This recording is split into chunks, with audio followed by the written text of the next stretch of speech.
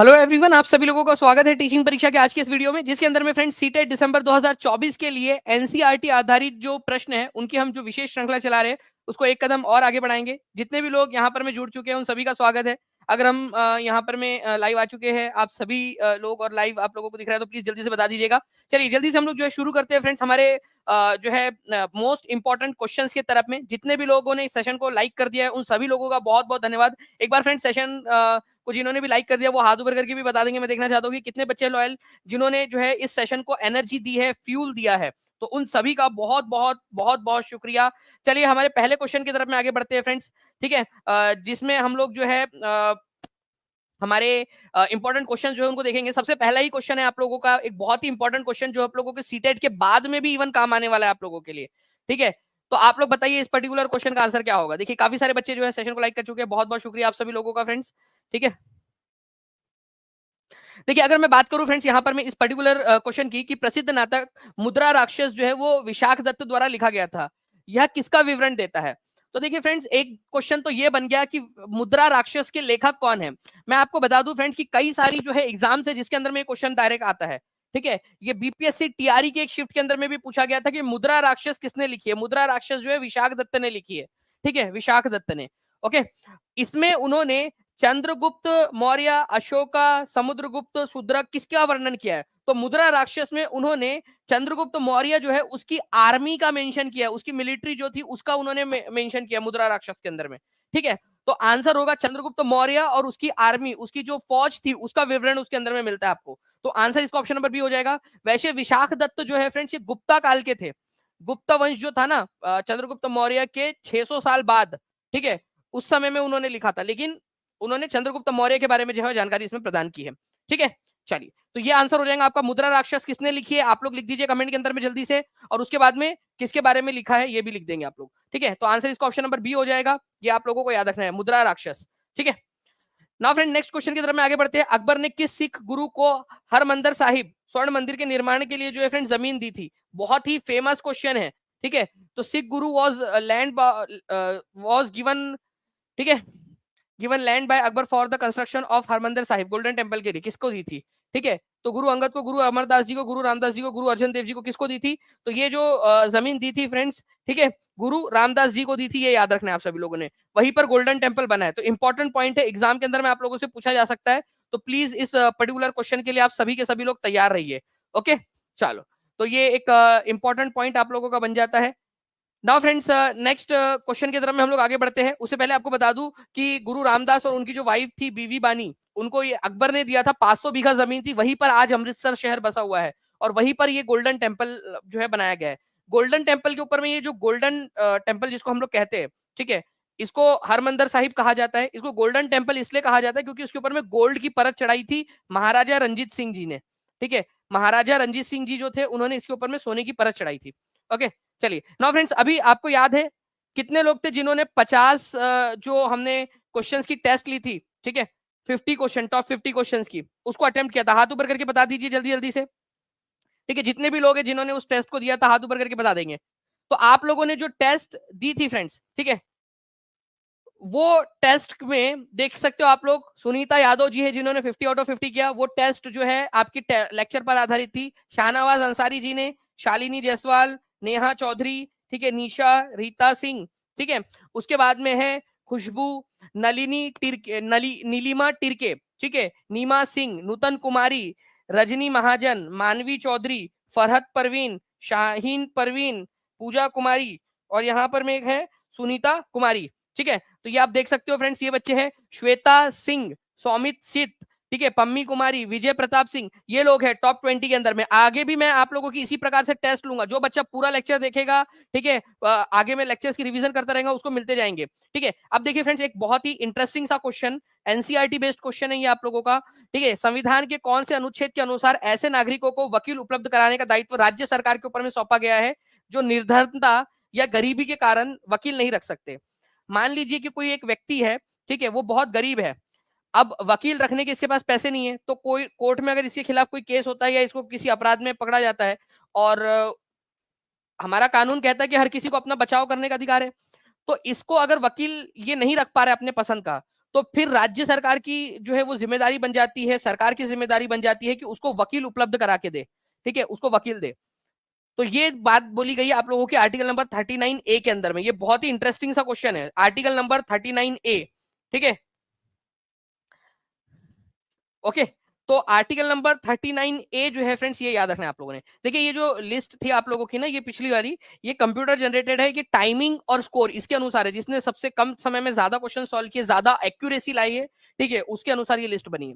तो article number 39A ये याद रखना है आप सभी लोगों ने, ओके। चलो नेक्स्ट क्वेश्चन की तरफ में हम लोग आगे बढ़ते हैं फ्रेंड्स। आर्टिकल नंबर 39A है, ये याद रखना है आप लोगों ने, ये कब जोड़ा गया था।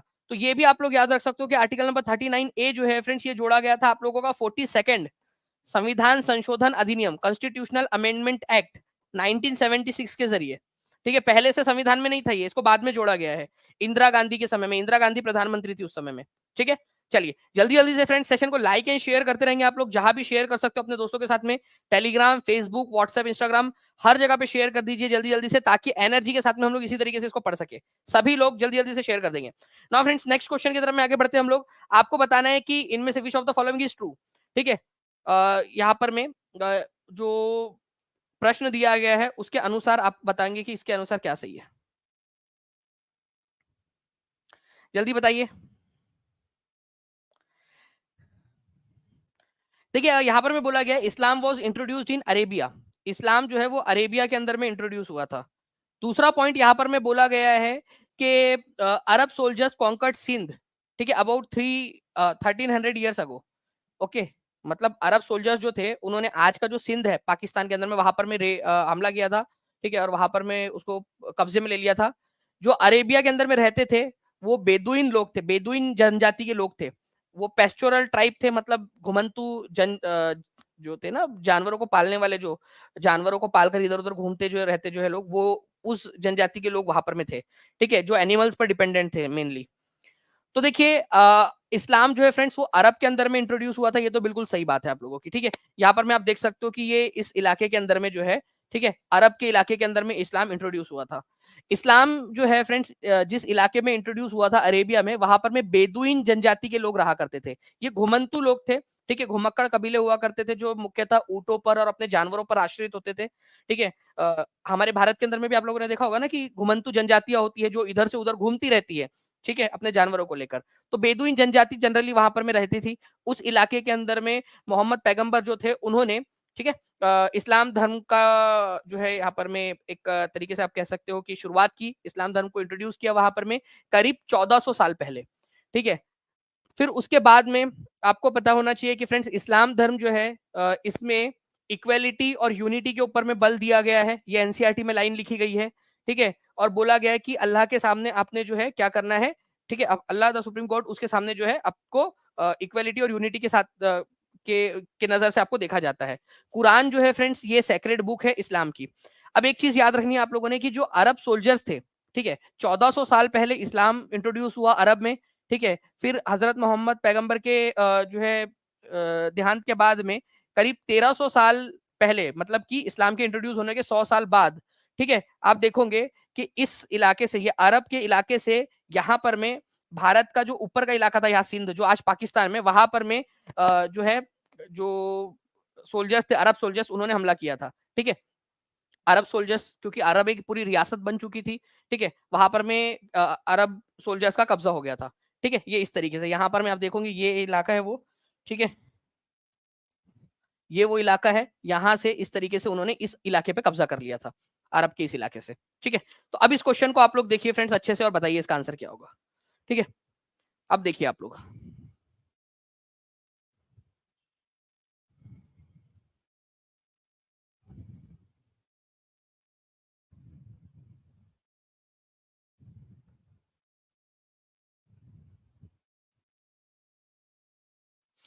बहुत बढ़िया। तो देखिए फ्रेंड्स आप लोगों के यहाँ पर में कंटिन्यूअसली जो है वो आंसर्स आ रहे हैं आप लोगों के, ठीक है। तो इस पर्टिकुलर क्वेश्चन का आंसर क्या हो जाएगा, यहाँ पर में ये भी सही है आपका कि 1300 साल पहले सिंध के ऊपर में कब्जा किया था और बेदुइन जनजाति के लोग यहाँ पर में रहा करते थे। तो सारे के सारे पॉइंट्स यहाँ पर में सही है, आंसर इसका ऑप्शन नंबर डी हो जाएगा।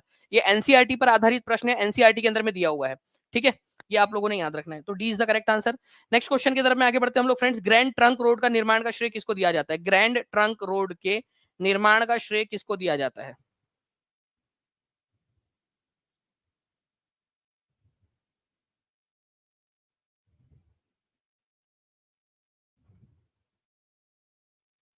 ग्रैंड ट्रंक रोड के निर्माण का श्रेय?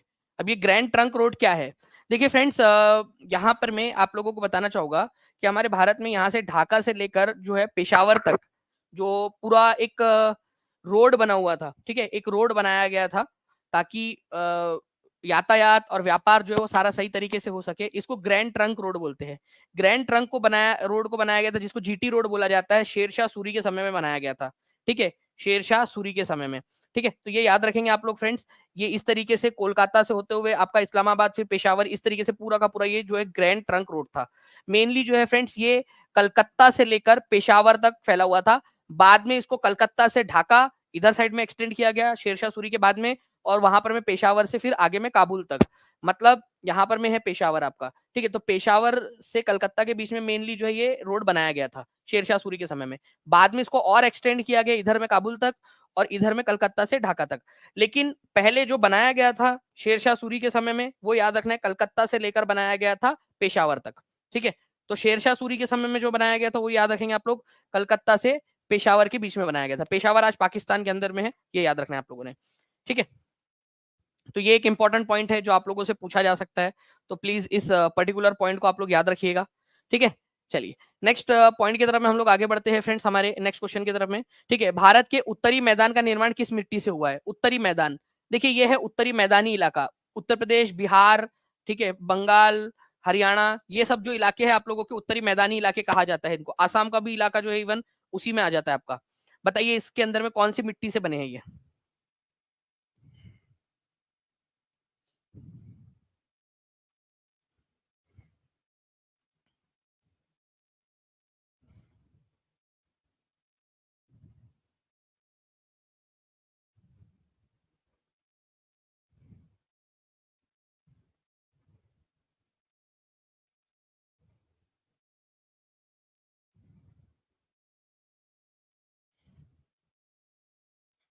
चलिए बहुत बढ़िया फ्रेंड, देखिए आप लोगों के यहाँ पर मैं आंसर्स आ रहे कंटिन्यूअसली। ठीक है, तो आपको बता दूं कि उत्तर भारत के मैदानी इलाके का निर्माण जो है वो आप लोगों का हुआ है, ठीक है, एलुवियल सॉइल से। देखो एलुवियल सॉइल क्या होती है मैं आपको बताता हूँ। एलुवियल सॉइल या फिर आप लोगों की जो जलोढ़ मिट्टी है ना, ठीक है, इसको आप लोगों ने इस तरीके से देखना है कि जब नदी बहती है, ठीक है, इस तरीके से नदी अपने साथ में वो पानी तो लेकर आती ही है, ठीक है, पानी लेकर आती है अपने साथ में, लेकिन पानी के साथ में वो बहुत सारे कंकर पत्थर और मिनरल्स जो है वो भी लेकर आती है। जब इस नदी के अंदर में बाढ़ आती है तो ये पानी जो है इधर उधर फैल जाता है। ठीक है, और पानी के साथ में ही वो सारी चीजें जो अपने साथ में बहा कर लेकर आई है वो भी फैल जाती है। तो इस वजह से जो मिट्टी का निर्माण होता है उसको बोलते हैं जलोढ़ मिट्टी। ठीक है, तो नदी के अंदर में, ठीक है, नदी के अंदर में बाढ़ आने की वजह से जो मिट्टी का निर्माण होता है वो है आपकी जलोढ़ या एलुवियल सॉइल। ये बहुत ज्यादा उपजाऊ होती है क्योंकि नदी जो अपने साथ में लेकर आती है उसमें काफी सारे मिनरल्स होते हैं जो खेती के लिए और वनस्पतियों के जो है ग्रोथ के लिए बहुत ज्यादा जरूरी होते हैं। तो एलुवियल सॉइल, जलोढ़ मिट्टी उत्तर भारत के अंदर में सबसे ज्यादा पाई जाती है, ये याद रखना आप लोगों ने, इंपॉर्टेंट है। ठीक है, जलोढ़ मिट्टी एग्जाम में पूछा जा सकता है, प्लीज इसको याद रखिएगा। उत्तर भारत की मिट्टी, जलोढ़ मिट्टी भी दो प्रकार की हो सकती है आप लोगों के जो है friend, D triple S B के अंदर में, केवीएस के अंदर में और बीपीएससी टीआरई तीनों के अंदर में क्वेश्चन आया हुआ है अलग अलग समय में कि एलुवियल सॉइल कितने प्रकार की होती है। एनसीईआरटी में भी दिया हुआ है एलुवियल सॉइल जो है वो आप लोगों की होती है दो प्रकार की। एक होती है आप लोगों की ओल्ड वाली, ओल्ड मिट्टी, और एक होती है न्यू। ठीक है, जो पुरानी मिट्टी होती है ना, पुरानी वाली एलुवियल सॉइल जो जलोढ़ मिट्टी है, जलोढ़ भी लिख देता हूँ यहाँ पर मैं आप लोगों के लिए। ठीक है, जलोढ़ मिट्टी जो होती है पुरानी, उसको पुरानी वाली को कहा जाता है आप लोगों का बांगर। ठीक है, क्या बोलते हो? बांगर। ठीक है, और जो नई वाली है उसको बोला जाता है खादर। खादर। तो अब कैसे याद रखेंगे इसको? देखो पुरानी वाली मिट्टी है तो ऐसे याद रख लो कि पुरानी है ना, इसी वजह से उसको भंगार बोला जा रहा है, तो भंगार से बांगर याद रख लो। पुरानी वाली जलोढ़ मिट्टी को बांगर कहा जाता है और नई वाली जलोढ़ मिट्टी को क्या कहा जाता है? खादर कहा जाता है, ये याद रखना आप लोगों ने, खादर। तो नई वाली जलोढ़ मिट्टी खादर, पुरानी वाली बांगर। अब अगर मान लो कि कभी मैं आप लोगों से कभी भी पूछूं, ठीक है, तो आप लोगों को याद रहेगा। ठीक है, चलिए इसको याद रखना है, इंपॉर्टेंट पॉइंट है। ओके, जी हाँ, राइस के लिए सबसे अच्छी मिट्टी है ये आप लोगों की, राइस के लिए। वीट के लिए नहीं, वीट तो आप लोगों की चलो एक जो है इसमें भी उग जाता है, जो चाव आपका गेहूं है। बट जूट के लिए और राइस के लिए बहुत अच्छी है ये। देखो राइस के लिए, चावल के लिए, धान के लिए और जूट के लिए, जूट मतलब पटसन, इनके लिए ये मिट्टी जो है ना बहुत ज्यादा जरूरी है, इन्हीं में उगेंगे ये, क्योंकि सबसे अच्छी मिट्टी है। ये बहुत नखरेले, ठीक है, राइस और जूट, ये बोलते कि हम जो है हमें तो एलुवियल मिट्टी ही चाहिए करके, ठीक है। चलो नेक्स्ट पॉइंट की तरफ में आगे बढ़ते हैं फ्रेंड्स। देखिए ये क्वेश्चन है आपका, पहला ज्वारीय ऊर्जा स्टेशन कब बनाया गया था, और ये एनसीईआरटी के अंदर में आप लोगों को दिया गया है। मैं आपको बताना चाहूंगा फ्रेंड्स कि जितने भी बच्चे हैं टीचिंग परीक्षा के ऐप के ऊपर में, जो कोई भी आप कोर्स में हो, ठीक है, आप लोगों को फ्री ऑफ कॉस्ट जो है वो एनसीईआरटी का एक एनसीईआरटी डू यू नो का पूरी सीरीज दी गई है, एनसीईआरटी डू यू नो की। मैं आप लोगों को जो है फ्रेंड्स यहाँ पर मैं बताना चाहूंगा कि एनसीईआरटी डू यू नो जो है ये आप लोगों का जितने भी बच्चे हैं जो अभी ये लास्ट अभी ऑफर चल रहा है दुर्गा पूजा, वहां तक में जितने भी बच्चे जो है किसी भी कोर्स में एनरोल हो चुके होंगे, ठीक है, उन लोगों को फ्री ऑफ कॉस्ट मिल जाएगा, चाहे आप टीआरई में हो जाइए, चाहे आप केवीएस के अंदर में, चाहे किसी भी कोर्स में, ठीक है। तो वो सारी जो है आपको डू यू नो सीरीज और उसके ऊपर में बेस्ड क्वेश्चन आपको मिल जाएंगे। अदरवाइज बाद में जो है अभी मतलब जैसे कैसा था कि आपको एक जितने भी लॉयल स्टूडेंट्स है जो पहले से जुड़े हुए उन सबको फ्री ऑफ कॉस्ट दिया जा रहा है। 15 तारीख लास्ट डेट है उसकी, ठीक है। तो पहला ज्वारीय ऊर्जा स्टेशन जो है आप लोगों का कहां पर में बना था। अब मैं आपको एनसीईआरटी का डू यू नो दिखाता हूँ। क्या आप जानते हैं, देखिए उसमें से बना है क्वेश्चन, नॉर्वे जो है वो पहला कंट्री है जिसने हाइड्रो इलेक्ट्रिसिटी बनाई थी। हाइड्रो इलेक्ट्रिसिटी का मतलब क्या होता है आप लोगों का, ठीक है, पानी के झरने से जब पानी गिरता है ना झरने से, ठीक है, या डैम के ऊपर में से टरबाइन के ऊपर में, ठीक है, तो ये टरबाइन जो है वो गोल गोल गोल गोल घूमती है, गोल गोल गोल गोल घूमती है। गोल घूमने की वजह से इलेक्ट्रिसिटी पैदा होती है। तो पानी को ऊपर से गिराया जाता है टरबाइन पर, इसको गोल गोल घुमाने के लिए हाइड्रो इलेक्ट्रिसिटी बोला जाता है। तो जल विद्युत बनाने वाली सबसे पहला देश कौन सा था, ठीक है, आप लोग आंसर करो, जल्दी से आंसर कर देंगे, हर एक बच्चा आंसर कर देगा, ठीक है। देखिए इतने सारे बच्चे देख रहे हैं फ्रेंड्स, सेशन को लाइक कितने लोगों ने कर दिया, जल्दी से हाथ भी ऊपर कर देंगे, ठीक है। मैं देखना चाहता हूँ कि कितने बच्चे जो बिल्कुल एकदम योगदान दे रहे हैं, ठीक है। तो एनसीईआरटी में दिया हुआ है नॉर्वे जो है फ्रेंड्स पहला था। उसके बाद में देखिए डू यू नो एक और, क्या आपको पता है, ठीक है, कि सबसे पहला जो है टाइडल एनर्जी, टाइडल एनर्जी का मतलब क्या होता है आप लोग समझिए। यहाँ पर में टाइडल एनर्जी का मतलब होता है इस तरीके से समुद्र के अंदर में, ठीक है, ये टरबाइन लगा देना। ये टरबाइन देख पा रहे हो ना आप लोग, गोल गोल घूम रहे, गोल गोल रानी, इतना इतना पानी, ये दिख रहा है आप लोगों को टरबाइन घूमते हुए।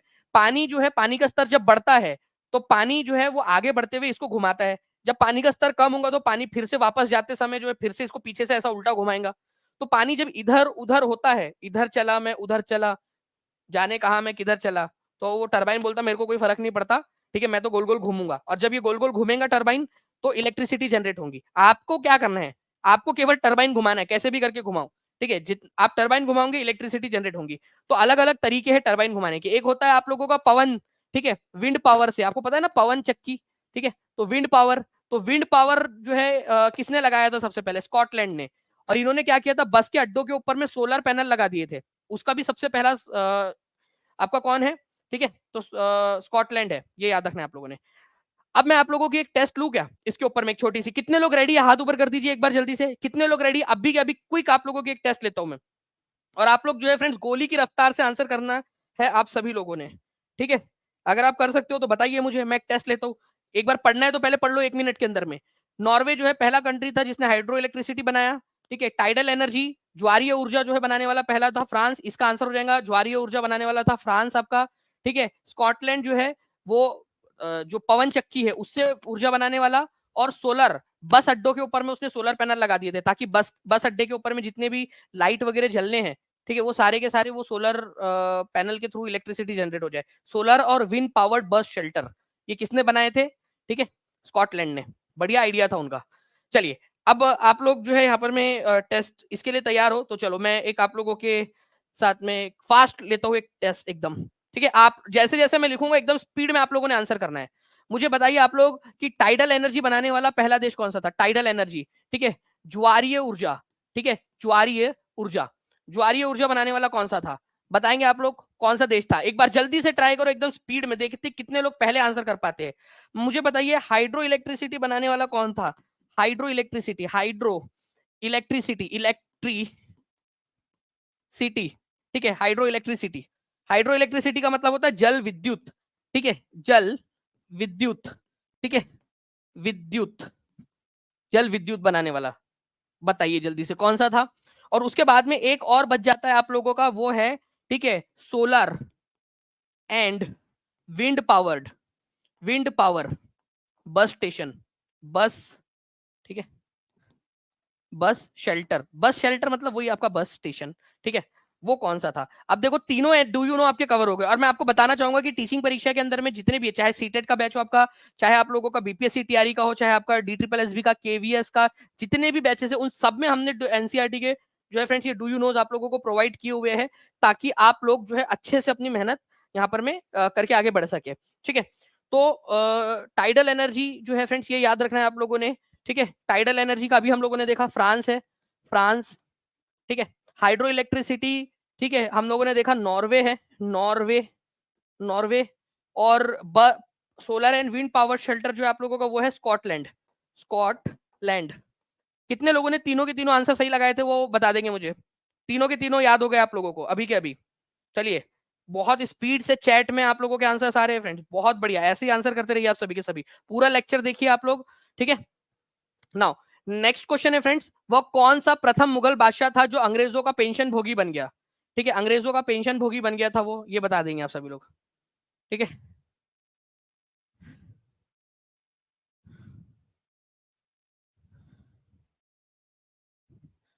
अंग्रेजों का पेंशन भोगी बन गया था, मतलब कि पहला बादशाह जो अंग्रेजों से पैसे लेता था इस बात के कि भाई कोई युद्ध नहीं करेगा, चुपचाप से अपने लाल किले में बैठा रहेगा। तो हुआ क्या था कि बक्सर की लड़ाई हुई थी, बक्सर की लड़ाई ये हुई आप लोगों की 1764 में, 1764 के अंदर में, जो बिहार में, ठीक है, बक्सर नाम की जगह है, ठीक है, आज के बिहार में, उस समय बंगाल का हिस्सा था वो, ठीक है। तो बक्सर नाम की जगह पे हुई। इसमें शाह आलम दो जो थे ना, ठीक है, शाह आलम द्वितीय, शाह आलम द्वितीय ये हार गए थे ये, और उस समय के बंगाल के नवाब और अवध के नवाब हार गए थे। तो उसके बाद में शाह आलम द्वितीय जो थे इनको पेंशन भोगी बना दिया गया, मतलब कि अंग्रेज इनको पैसे देंगे और ये अपने केवल लाल किले में रहकर जो है अयाशी करेंगे, अपना जो है मस्त पैकी जीएंगे, और कोई युद्ध वगैरह अंग्रेजों के खिलाफ नहीं करेंगे। तो पहला पेंशन भोगी, पेंशनर, कितनी बुरी बात है ना कि कोई एक राजा जो अपने शौर्य के बल पे जो है वो जाता है, युद्ध करता है, इलाके जीतता है, अपने राज्य को बड़ा करता है, अपने राज्य को जो है धन संपदा लाने की कोशिश करता है, ठीक है, विकसित करने की कोशिश करता है, और अब वो जो है वो केवल युद्ध ना लड़े इसके लिए उसको पैसे दिए जा रहे हैं, पेंशन दी जा रही है, ठीक है। तो शाह आलम द्वितीय ये याद रखना है आप लोगों ने फ्रेंड्स, ये वो राजा था, ठीक है, पहला तो शाह आलम द्वितीय। नाउ तो ईस्ट इंडिया कंपनी इसको पैसे देती थी 26 लाख रुपए सालाना, महीने के नहीं है, और उसके लिए भी 26 लाख रुपए भी कम थे। आप लोग बोलेंगे सर 26 लाख रुपए तो बहुत है सर, ठीक है, हमको मिल जाए 26 लाख रुपए। अरे भाई उसका देखो, ये चचा, आपको लगता है कि चचा का खर्चा चलेगा 26 लाख में? इनको अपना महल जो है वो रख रखाव करना है, अपने नौकर चाकर जो है उनके नौकर चाकर जो है उनको मैनेज करना है। उसके अलावा ये चचा की बहुत सारी चाचियां है, मतलब उनकी चाचियां नहीं, हमारी चाचियां, ठीक है, ये चचा की। तो अब इन्होंने इतनी सारी शादियां कर रखी है, एक एक चाची को दिलाए तो दूसरी वाली चाची बोलती मेरे को क्यों नहीं दिलाया, ठीक है, फिर वो बोलती इन दोनों को दिलाया, मेरे से तो तुम प्यार ही नहीं करते। तो यहाँ पर मैं इस तरीके से इनके खर्चे बहुत थे ना, तो 26 लाख रुपए भी कम पड़ते थे उनको, ठीक है। इसीलिए बोलते कि तुम्हारी शादी एक बार हो जाएगी ना, तुम्हारे लिए फिर कितनी भी बड़ी जॉब लग जाए तुम्हारी, फिर तुमको कोई मतलब पैसे की कमी हमेशा ही रहेंगी, कितना भी कमा लोगे तुम, ठीक है। चलो, अब मैं, मेरे को एक्सपीरियंस नहीं है, सब बाकी लोगों के एक्सपीरियंस से बता रहा हूँ। निम्नलिखित में से कौन सा स्थान प्रागैतिहासिक चित्रकला का प्रसिद्ध है? ठीक है, प्रागैतिहासिक काल की चित्रकला, ठीक है, pre historic period. Pre historic का मतलब देखो क्या होता है, प्राग ऐतिहासिक मतलब ऐसा समय जिसका लिखित इतिहास अवेलेबल नहीं है, मतलब लोग लिखना पढ़ना नहीं जानते थे, लेकिन उस समय में भी वो लोग पेंटिंग जरूर बनाते थे। और पेंटिंग कैसी बनाते थे? मेरी जैसी, मतलब भाई मैं असली इंसान हूँ, इसलिए इंसानों का ही पूर्वज हूँ मैं, मतलब वंशज हूँ, ठीक है, क्योंकि मेरी भी पेंटिंग ऐसी बनती है, अगर घोड़ा बनाना है तो ऐसा ही बनता है मेरा घोड़ा, ठीक है, ओके। तो वो भी ऐसे ही बनाते थे, अब आप देख लीजिए, मैं आपको दिखा भी देता हूँ, ठीक है, यहाँ पर मैं, आप देखिए, देखिए मेरी पेंटिंग्स और इनकी पेंटिंग्स में कितनी सिमिलैरिटी है ना, मेरी पेंटिंग्स में और इनकी पेंटिंग्स के अंदर में। तो इस तरीके से वो गुफाओं के अंदर में चित्र जो भी देखते थे वो सब बनाते थे, प्रागैतिहासिक चित्र। तो ये आपको भीमबेटका में मिलेंगे। भीमबेटका कहाँ पर में है? भीमबेटका है मध्य प्रदेश के अंदर में, ठीक है, मध्य प्रदेश के अंदर में है भीमबेटका नाम की जगह, वहां पर में आप लोगों को प्रागैतिहासिक काल की चित्रकला मिलेंगी, ठीक है, प्रागैतिहासिक काल की चित्रकला, इंपॉर्टेंट पॉइंट है, एग्जाम के अंदर में पूछा जा सकता है, ओके। चलिए, ना फ्रेंड, निम्नलिखित में से कौन सा जैन तीर्थंकर महावीर का प्रतीक है? ठीक, महावीर का, जैन तीर्थंकर महावीर का प्रतीक चिन्ह क्या है? अब देखो, जैन धर्म के अनुसार 24 तीर्थंकर हुए हैं, 24 जो है तीर्थंकर हुए, जिसमें से वर्धमान महावीर 24th नंबर के है, 24th नंबर के तीर्थंकार है, आखिरी 24वें नंबर के तीर्थंकार। जैन धर्म की एक पुस्तक है जिसका नाम है त्रिकालदर्शी महापुरुष, ठीक है, ओके। उस पुस्तक के अनुसार, ठीक है, ऐसा बताया गया है, जो मैं आपको एक बैकग्राउंड दे रहा हूँ, वो आप लोगों को इस एग्जाम के लिए याद नहीं रखना, मैं बैकग्राउंड बता रहा हूँ आपको। ऐसा माना गया है कि जो भी तीर्थंकार होंगे उनके सीधे पैर के अंगूठे के अंदर में उनका चिन्ह बना हुआ होगा, ठीक है। तो वो चिन्ह जो है उनका उनके साथ में जोड़ के बताया जाता है, ठीक है। तो वर्धमान महावीर का चिन्ह था शेर, लायन, सिंह, ठीक है, ये याद रखना है आप लोगों ने, सिंह, ठीक है, सिंह। तो ये एक इंपॉर्टेंट पॉइंट है, शेर इनका जो है चिन्ह था, ओके। तो आखिरी नंबर के तीर्थंकार कौन थे? वर्धमान महावीर थे, ये याद रखना है आप लोगों ने। देखिए जो महावीर थे, ये क्वेश्चन आया था रीट की एग्जाम के अंदर में कि महावीर का ओरिजिनल नाम क्या था, तो उनका ओरिजिनल नाम था वर्धमान, वर्धमान, ये भी याद रखना है आप लोगों ने। ओरिजिनल नाम उनको महावीर कहा गया, जब उनको ज्ञान प्राप्त हुआ उसके बाद में उनको महावीर कहा गया, ठीक है।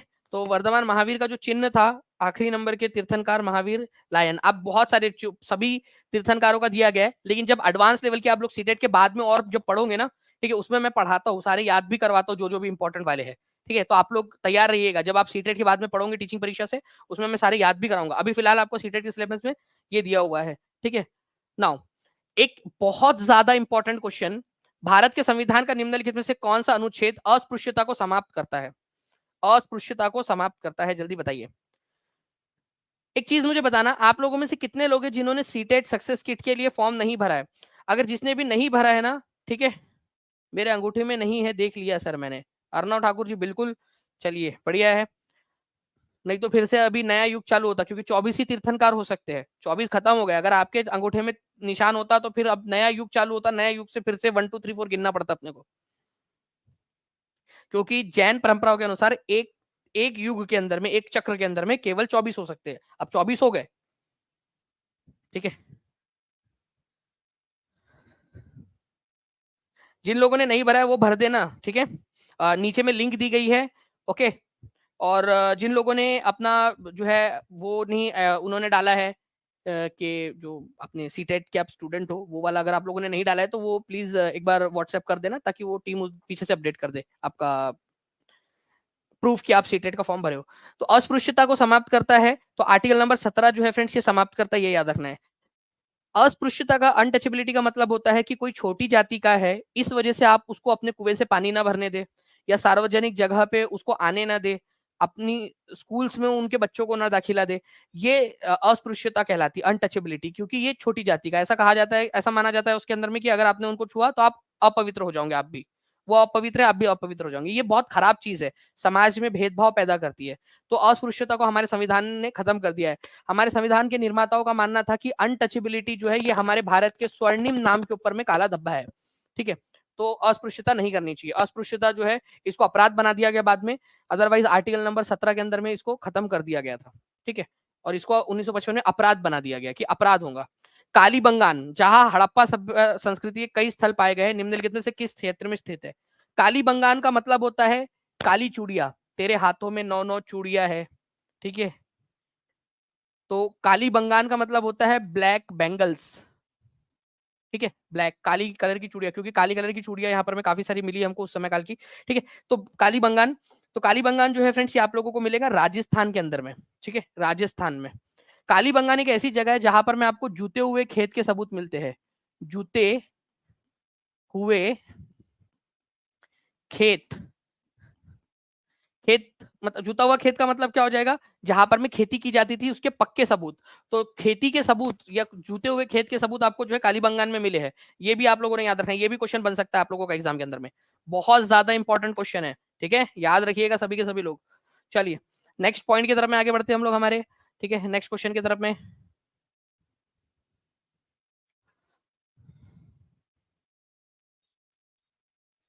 Just a second.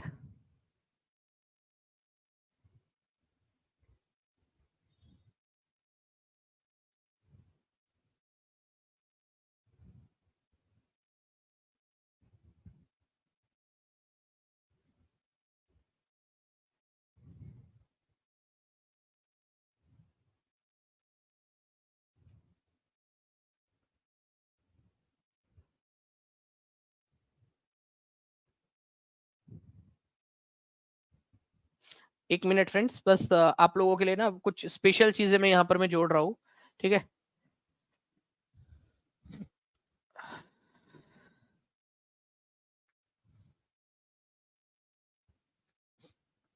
चलिए, तो हम लोगों ने क्या देखा, अस्पृश्यता का आर्टिकल देख लिया हम लोगों ने यहाँ पर में, आर्टिकल नंबर 17, ठीक है। काली बंगान जो है वो राजस्थान के अंदर में, ये हम लोगों ने देख लिया, ठीक है। खेती के सबूत हम लोगों को यहाँ पर में मिले, ये हम लोगों ने देख लिया। अब नेक्स्ट क्वेश्चन देखिए फ्रेंड्स आप लोगों का, ठीक है। सोशल स्टडीज का 23 दिसंबर 2021 का क्वेश्चन, एक आप लोगों के करना चाहता हूँ। जब यहाँ पर मैं अभी जो है आप लोग 600 बच्चे देख रहे हैं, 600 लाइक्स अगर यहाँ पर मैं आप अगले, ठीक है, 5 मिनट के अंदर में कर देते हो, तो मैं आप लोगों के लिए एक बहुत बड़ी वाली घोषणा करने वाला हूँ। एंड आई एम श्योर कि आपको वो घोषणा बहुत ज्यादा पसंद आएंगी, ठीक है।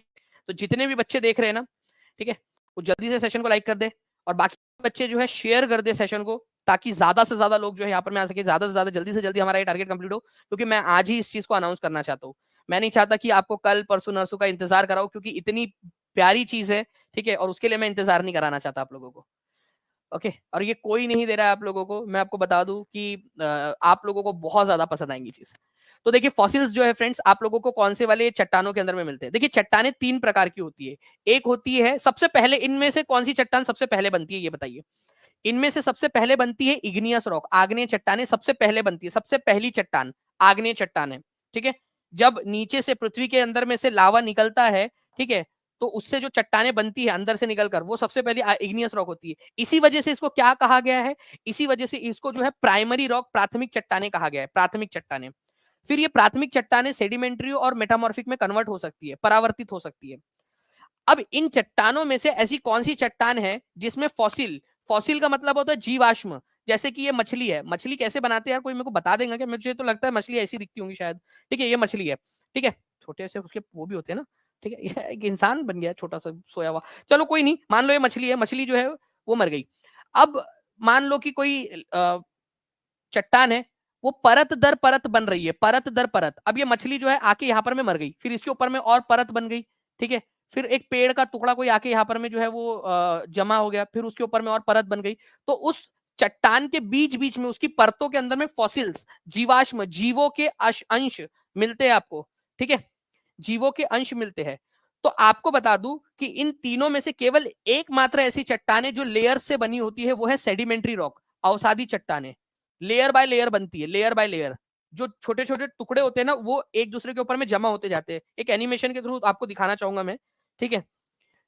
देखिए इस तरीके से जो है छोटे छोटे टुकड़े गिर रहे हैं एक दूसरे के ऊपर में, वो जमा होते जाते, जमा होते जाते, ये सेडिमेंट्स बोला जाता है इनको। ये सेडिमेंट्स एक दूसरे के ऊपर में लाखों सालों तक ऐसे जमा होते हैं, प्रेशर के बाद में जो है क्या होता है, उनकी परत जम जाती है, एक लेयर बनी, फिर कुछ सालों बाद एक लेयर, ऐसे बनते बनते, और बीच में आके कुछ जमा हो गया, फिर एक लेयर बनी। तो इस तरीके से जो बनता जाता है ना, इसको सेडिमेंट्री रॉक या अवसादी चट्टान कहा जाता है, ठीक है। इनके बीच में आपको फॉसिल्स मिलेंगे, जीवाश्म। तो ऐसी कौन सी चट्टान है जिसके बीच में आपको जीवाश्म मिल सकते हैं? तो जीवाश्म केवल और केवल जो है आप लोगों को फ्रेंड्स, ठीक है, सेडिमेंट्री रॉक में मिल सकते हैं। और ये ओरिजिनल क्वेश्चन है एग्जाम का। ये समझ में आया क्या आप लोगों को? कितने लोगों को समझ में आ गया? मेरे को सिर्फ एक चीज बताओ कि लेयर, इन तीनों में से ऐसी कौन सी चट्टान है जो लेयर बाय लेयर, ठीक है, परत दर परत बनती है। अभी आप लोगों को थोड़ी देर के अंदर में जो है ना, मैं चैलेंज करता हूँ, वो क्वेश्चन मैं जब दिखाऊंगा और इसका हम लोग पोल देंगे, तो क्या आप लोग मुझे 100% जो है बच्चे आंसर कर सकते हैं इसको? 100% बच्चे, ठीक है, क्या आंसर कर पाएंगे? अभी 471 हो चुके हैं फ्रेंड, 600 लाइक से हम लोग 130 दूर है। हर एक बच्चा जल्दी जल्दी से जहां भी शेयर कर सकता है शेयर कर दीजिए, ताकि हम हमारे टारगेट तक पहुंच सके। मैं अभी थोड़ी देर में आपसे वो क्वेश्चन दिखाऊंगा, और मैं उम्मीद करता हूँ कि आप लोग, ठीक है, 100% बच्चे उसका आंसर करें। चलिए नेक्स्ट क्वेश्चन की तरफ में हम लोग आगे बढ़ते हैं। सबसे पहले तो इस क्वेश्चन का आंसर मुझे लगता है कि बहुत आसानी से आप लोग आंसर कर पाओगे, जो भी बच्चा स्टार्टिंग से लेक्चर देख रहा है, ठीक है। आ गया, ठीक है। एक फसल के संबंध में पढ़िए और बताइए कि कौन से वाले फसल के बारे में बात हो रही है। पहचान कौन, ठीक है। एक शो आता था ना पहले, पहचान कौन, अलग अलग लोगों को फोन लगाते थे और बोलते थे बोल पहचान कौन, ठीक है। तो चलिए देखिए फ्रेंड्स, यहाँ पर मैं बोला एक फसल के संबंध में निम्नलिखित कथनों को पढ़िए। ये फसल बोल रही है कि ये स्टेपल डाइट है, मतलब कि एक प्रमुख खाद है। स्टेपल डाइट का मतलब होता है प्रमुख खाद, प्रमुख खाद मतलब जो खाते हैं। आप लोगों के घर की स्टेपल डाइट क्या है? अरे आप लोगों को भी घर में कुछ ना कुछ तो ऐसा होगा ना, जो रोज हर दूसरे तीसरे दिन बनता होगा। दाल चावल रोटी अचार, ठीक है, नॉनवेज जो भी बनता हो, कुछ तो बनता होगा आपके घर में, ठीक है। तो स्टेपल डाइट जो ज्यादातर लोग खाते हैं, ये स्टेपल डाइट है ट्रॉपिकल और सब ट्रॉपिकल रीजन की। ट्रॉपिकल और सब ट्रॉपिकल रीजन क्या है सर? ये देखो, ये है हमारी प्यारी सी पृथ्वी, ठीक है, ये है हमारा इक्वेटर 0 डिग्री, ठीक है, उसके ऊपर में यहां पर में 23.5 डिग्री नॉर्थ और 23.5 डिग्री साउथ, इसके बीच वाला जो ये एरिया है ना पूरा, इसको बोलते हैं ट्रॉपिकल एरिया। ट्रॉपिकल। सब ट्रॉपिकल एरिया क्या होगा फिर सर? सब ट्रॉपिकल मतलब थोड़ा सा बस और ऊपर कर दो, ठीक है, 30 डिग्री तक ऊपर में बढ़ा दो, 30 डिग्री नीचे तक भी, यहां पर में भी, इसको भी इंक्लूड कर लो। तो ये दोनों एरियाज को मिला के, ये जो ब्लैक कलर में और ये जो मैंने ग्रीन कलर में किया, इन एरिया को मिला दिया जाए तो ट्रॉपिकल और सब ट्रॉपिकल रीजन बन जाता है। मतलब इन इलाकों में ये फसल जो है बहुत ज्यादा खाई जाती है, मुख्य आहार है। आप लोगों के घर में क्या है? अंडा किसने लिखा भाई? अंडा खाए रोज? ठीक है, सब कुछ खाया जाता है। अच्छा चलिए, अच्छी बात है, ठीक है। It needs high temperature, high humidity and high rainfall. इसको सब कुछ ज्यादा ज्यादा चाहिए। याद करो आप, नखरेली, ठीक है, मैना, कौन है वो, कि भाई उसको सब ज्यादा चाहिए, अच्छी वाली मिट्टी चाहिए, जलोड़ मिट्टी, भाई हमको तो सबसे अच्छी मिट्टी चाहिए। मतलब नहीं कि बहू, छोटी वाली बहू, ठीक है, बड़े घर की बहू, बड़े घर की बेटी, मुझे अच्छा वाला जो है वो मिट्टी चाहिए, सबसे ज्यादा रेनफॉल चाहिए, हाई ह्यूमिडिटी चाहिए, हाई टेम्परेचर चाहिए, सब कुछ ज्यादा चाहिए। तो वो बात हो गई आप लोगों की चावल की, ये याद रखना है आप लोगों ने। और इसका एक भाई है, चावल का भाई, जिसको भी सब कुछ चाहिए और एकदम वैसा ही है, ठीक है। चावल का एक भाई है, वो बताइए कौन है जिसको सब कुछ चाहिए होता है वैसे ही। तो B is the correct answer यहाँ पर। मैं फ्रेंड्स ये याद रखना है आप लोगों ने, ठीक है। इंपॉर्टेंट पॉइंट है, एग्जाम के अंदर में पूछा जा सकता है आप लोगों से, और ये डायरेक्टली एग्जाम का क्वेश्चन है, मैंने स्क्रीनशॉट जो लिया है एग्जाम के क्वेश्चन का, ठीक है। 500 लाइक्स हो चुके हैं फ्रेंड्स, पहला टारगेट कंप्लीट हो चुका है। जल्दी से, ठीक है, अगले 2 से 3 मिनट के अंदर में हर एक बच्चा जो है सेशन को लाइक कर देगा, शेयर कर दीजिए ताकि ज्यादा से ज्यादा बच्चे इसको कर सके। नाउ फ्रेंड, नेक्स्ट क्वेश्चन की तरफ में आगे बढ़ते हैं हम लोग, फिर उसके बाद में मैं देखता हूँ कि तब तक आप लोगों की अगर अनाउंसमेंट हो जाती है तो मैं आप लोगों का हो जाता है तो मैं फिर अनाउंस करता हूँ। देखिए यहाँ पर मैं बोला गया है और ये भी एग्जाम का क्वेश्चन है, एग्जाम में आया हुआ, what would be the distance between equator and north pole, ठीक है, and equator and south pole measured in degree. And नहीं है यहाँ पर में, और है, और, ठीक है, और हिंदी में है या। अब चलो इसको हम लोग करते हैं सॉल्व, ठीक है।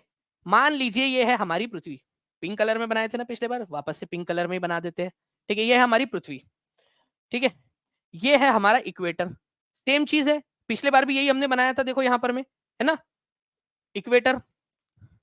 अब जो इक्वेटर है, ओके, उसके ऊपर में अगर आप जो है, इसके ऊपर में आप 1 2 3 4 5 6 ऐसा करते करते करते करते जो है फ्रेंड्स आप जो है बनाओगे, नॉर्थ पोल तक जाओगे। नॉर्थ पोल है 90 डिग्री, ठीक है। तो कितने डिग्री का एंगल है? 1 2 3 4 करते करते करते करते 90 डिग्री का एंगल है ऊपर में।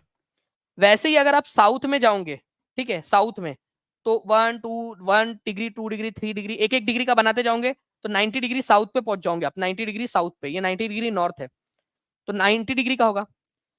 अब आंसर क्या होगा ये बताइए, मैं देखना चाहता हूँ कितने बच्चे आंसर सही कर पा रहे हैं। केवल 49% ऐसे बच्चे हैं जिन्होंने सी आंसर लगाया है, पता नहीं देख के लगाया कि कैसे किया आप लोगों ने। 180 लगाने वाले भी लोग हैं यहाँ पर में 20%। 90 क्यों होगा? क्यों? क्योंकि उसने या पूछा है, या तो इसको गिन लीजिए आप लोग या फिर इसको गिन लीजिए, दोनों का आंसर 90 आता है। समझ गए आप लोग क्या पूछा है यहाँ पर में? या तो ऊपर वाला गिन लो या तो नीचे वाला गिन लो। और ये क्वेश्चन एग्जामिनर ने बहुत सोच समझ के बनाया था, उसको लगा कि सब लोग जो है वो 180 आंसर लगा देंगे, ठीक है। ओके, तो आंसर जो है आप लोगों को ऑप्शन नंबर सी होगा, क्योंकि या बोला है उन्होंने। समझ में आ गया आप लोगों को? जल्दी से, मैंने आप लोगों से कहा है कि 600 लाइक्स होते हैं मैं आप लोगों के लिए एक बहुत बड़ी अनाउंसमेंट करने वाला हूं, तो हमारा सेशन खत्म होने से पहले जल्दी जल्दी से आप सभी लोग जो है फ्रेंड्स लाइक करते रहेंगे। नेक्स्ट क्वेश्चन जो है, इस क्वेश्चन का आंसर मैंने आपसे कहा था कि मुझे 100% चाहिए। प्लीज टीम जल्दी से पोल दे दीजिए, ठीक है। इस क्वेश्चन का आंसर क्या 100% लोग आंसर लगा पाते? देखते हैं। किन चट्टानों में परतें होती है, लेयर्स? आज के आज, अभी के अभी आप लोगों को ये क्लियर हो जाना चाहिए, आज के आज। चलिए, कल जो है 15 में से 8 आए थे, चलिए कोई बात नहीं, एटलीस्ट आपने सीखा तो ना, कोशिश करते रहिए और अच्छे से करने की। बताइए इस पर्टिकुलर क्वेश्चन का आंसर क्या होगा? आंसर पोल में भी करते रहेंगे सभी लोग और कमेंट में भी लिखते जाइए। मैंने कहा था कि 100% लोगों का आंसर आना चाहिए यहाँ पर में, ठीक है। रिवीजन क्यों जरूरी है ये समझिए आप लोग, ठीक है। अभी तक जो केवल, अभी तक जो मैं देख पा रहा हूँ फ्रेंड्स यहाँ पर में, लगभग लगभग 80% लोग हैं जिन्होंने सही आंसर दिया है, केवल 80%। जबकि अभी मैंने आपको बताया कि कौन सी चट्टाने हैं जो परतों से बनी हुई होती है, परत दर परत, परत दर परत बनती है, और उसके बीच में क्या पाया जाता है, जीवाश्म भी पाया जा सकता है, फॉसिल्स भी पाए जा सकते हैं। तो आंसर यहां पर में ऑप्शन नंबर सी होगा, सेडिमेंट्री, अवसादी चट्टाने। ठीक है, तो अवसादी चट्टाने जो है फ्रेंड्स, ये परत से बनी हुई होती है। ये बहुत ही इंपॉर्टेंट क्वेश्चन है, इसको सुपर डुपर इंपॉर्टेंट मार्क करेंगे आप सभी के सभी लोग। ओके, चलिए, तो ये एक पॉइंट था जो आप लोगों ने याद रखना था। और इसके अलावा नेक्स्ट जो है फ्रेंड्स, हम लोग पॉइंट की तरफ में आगे बढ़ते हैं। ठीक है, नेक्स्ट पॉइंट की तरफ में आगे बढ़ेंगे हम लोग। नेक्स्ट क्वेश्चन में आप लोगों की तरफ में लेकर आ रहा हूँ जल्दी से।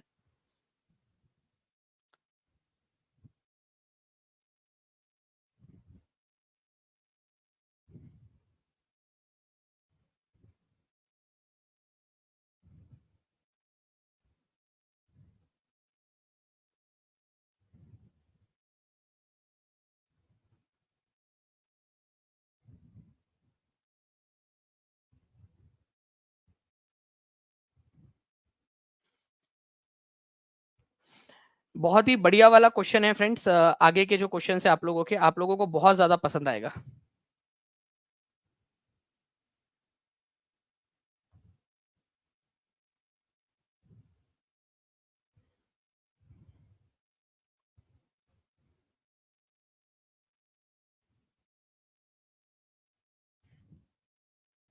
ठीक है, तो आप हम लोगों ने अभी तक क्या देखा, तब तक वो क्वेश्चन वहां पर में ऐड हो रहा है।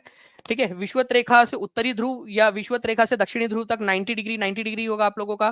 ठीक है, आप लोगों ने इसका भाई नहीं बताया मुझे अभी तक, जल्दी जल्दी बताइए इसका भाई कौन है। ठीक है, इसके इसका भाई कौन है, इसका भाई है जूट। ठीक है, जूट को भी यही सारी चीजें चाहिए होती है, जूट को आप पटसन भी बोलते हो, पटसन। ठीक है, ये याद रखना आप लोगों ने, पटसन बोला जाता है जूट को। ठीक है, पटसन। चलिए, बहुत बढ़िया।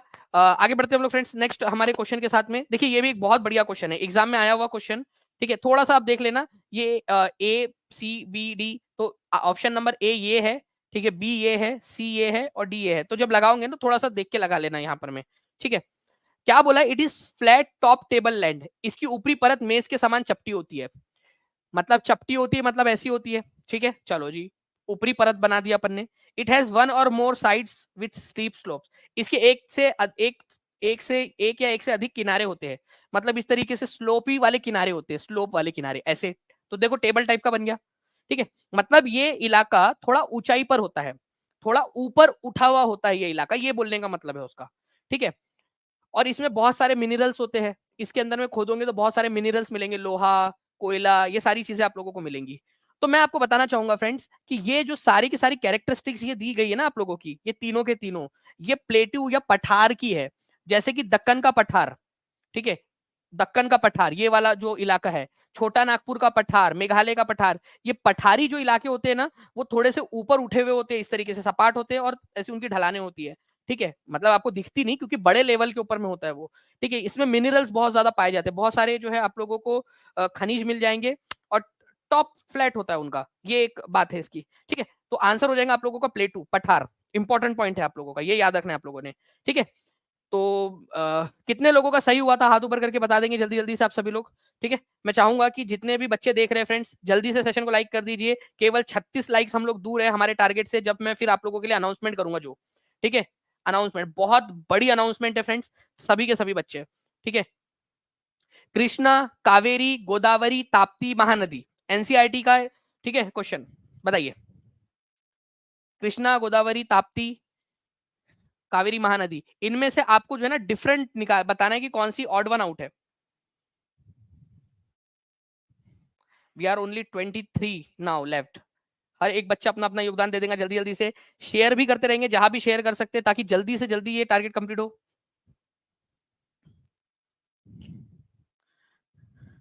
देखिए, अगर मैं आप लोगों को बताऊं फ्रेंड्स एक इमेज के थ्रू यहाँ पर में, ठीक है, तो आप लोग जो है एक मैं थोड़ा सा इसको बड़ा कर देता हूँ इस इमेज को आप लोगों के लिए, ताकि आप लोग अच्छे से देख सके। ठीक है, समझ जाइए आप लोग पहले। अरे भाई पूजा, देखिए, अगर मैं बात करूं आप लोगों से नर्मदा नदी की, तो नर्मदा नदी किधर साइड में बह रही है, लेफ्ट साइड में या जो है ईस्ट में या वेस्ट में, आप बताइए मुझे, ईस्ट या वेस्ट किधर बह रही है।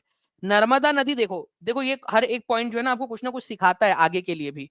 ठीक है, नर्मदा नदी जो है वेस्ट साइड में बहती है, ताप्ती नदी या तापी नदी वेस्ट साइड में बहती है। ठीक है, ये वेस्ट की तरफ में बहने वाली नदी है दोनों। वही अगर मैं गोदावरी नदी की बात करूं तो गोदावरी नदी महाराष्ट्र से निकलती है और इस तरीके से ये जा रही है आपकी बंगाल की खाड़ी में, ईस्ट साइड में बहने वाली नदी है। ठीक है, कृष्णा नदी आप देखोगे ये भी ईस्ट साइड में जा रही है, कृष्णा नदी। महानदी आप देखिए ये यहां से स्टार्ट हो रही है महानदी, अगर आप लोग नहीं देख पा रहे हो महानदी को तो ये देखिए छत्तीसगढ़ से इस तरीके से निकलती है और यहाँ पर मैं आप देखोगे कि उड़ीसा होते हुए ये चली जाती है बंगाल की खाड़ी में, ईस्ट की तरफ में बह रही है। गोदावरी नदी जो है वो ईस्ट की तरफ में बह रही है। ठीक है, कृष्णा नदी जो है इंपॉर्टेंट वाली ईस्ट के अंदर में बह रही है। नीचे में आप लोगों को मिलेंगी फ्रेंड्स कृष्णा ये कावेरी नदी। देखिए कावेरी नदी जो है ना आप लोगों की, ठीक है, कावेरी नदी ये भी ईस्ट की तरफ में बह रही है, कावेरी नदी। ओके, अब आप लोग इसका इस क्वेश्चन को देखिए, कावेरी नदी ईस्ट की तरफ में बहती है। आप लोग अब डिसाइड करिए आंसर क्या होगा, जल्दी से सभी लोग जल्दी जल्दी से आंसर करते जाएंगे। कावेरी नदी ईस्ट में, गोदावरी नदी ईस्ट में, ठीक है, कृष्णा नदी ईस्ट में, महानदी ईस्ट में। केवल तापी नदी या ताप्ती नदी है जो वेस्ट की तरफ में बहती है, और एक नदी और है जो वेस्ट की तरफ में बहती है जो इंपॉर्टेंट नदी है, वो है आप लोगों की फ्रेंड्स, ठीक है, नर्मदा नदी। ठीक है, ये याद रखना है आप लोगों ने, इंपॉर्टेंट है, एग्जाम के अंदर में पूछा जा सकता है आप लोगों से, तो प्लीज इस पर्टिकुलर पॉइंट के लिए तैयार रहिए। अभी मैं आप लोगों के लिए बहुत ही एक इंपॉर्टेंट वाली अनाउंसमेंट भी करने वाला हूं, जिससे आप लोग बहुत बहुत बहुत ज्यादा खुश हो जाओगे फ्रेंड्स। ठीक है, चलिए मैं अब आप लोगों को जो है फ्रेंड्स एक नेक्स्ट क्वेश्चन की तरफ में लेकर चलता हूँ। ये आप लोगों ने ध्यान रख लिया, इस मैप को ध्यान रखना है आपने कि कौन कौन सी नदियां किस डायरेक्शन में जाती है। ठीक है, देखिए 66.5 डिग्री नॉर्थ लैटिट्यूड को क्या कहा जाता है, ये क्वेश्चन पूछा गया है। चलिए 605 लाइक्स हो गए फ्रेंड्स, मैं इस क्वेश्चन के तुरंत बाद आप लोगों के लिए वो अनाउंसमेंट करूंगा। ठीक है, तुरंत बाद, ठीक है, इस क्वेश्चन के बाद में।